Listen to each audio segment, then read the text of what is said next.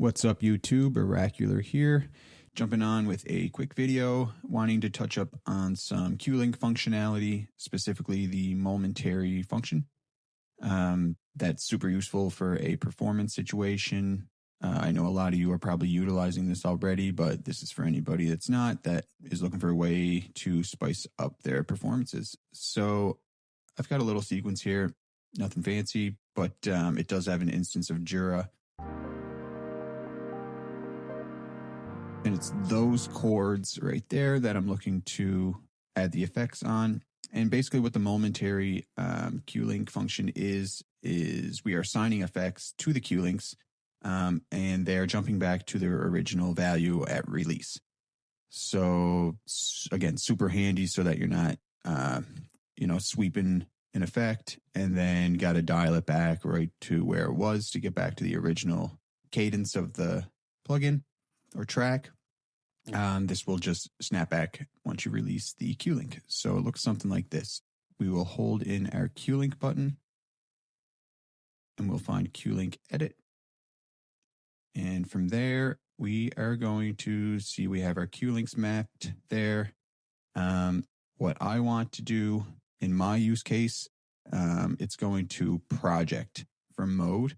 Now there's all different sorts of modes here we can touch up on in another time. It's basically just telling you what you're applying your effects or what your Q-Links are controlling. So for this instance, we want project. From there, we'll touch a Q-Link. So I have this one in context. And we're going to add, we are adding this to a track. And it happens to be plugin 2 that those chords are on. And you're going to find the program parameters for that Jura instance inside of edit. Edit. Now this is, you can add any function. Like if you had an effect insert on that plugin and not just using the internal program's parameters, you could also affect the parameters of inserts as well. So it's just about adding the destination that you wish. For this video, I'll just get some VCF cutoff. And then we're going to want to make sure it is momentary. And let's hear what that sounds like when I start sweeping this.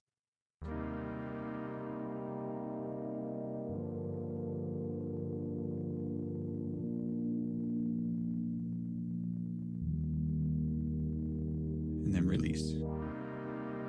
Snaps right back. High pass.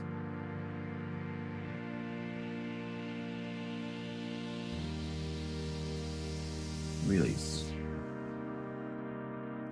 And we're jumping right back to the value. So, once you get your project in order and you start realizing what it is that you're going to want to be automating on the fly, you can have these Q-Links and their banks all assigned to different effects and parameters for different tracks. So once you have them all mapped out, there is a little bit of legwork, but it's super quick. That plus button is how you're adding your source or your destination that you want the Q-Link to affect. But you could also use your learn function and click learn, jump out of the screen and touch the parameter that you want to map to your Q-Link, come back in and hit off learn. That's just as good, but I have had more success and more flow with just using that plus button and going directly in. Sometimes I forget to turn off the learn button or do something else funny. But yeah, let me know if that's helpful in the comments, or if we want to touch up on Q-Links a little more, I might be able to do a bit of a deep dive. And that's all for today. Peace.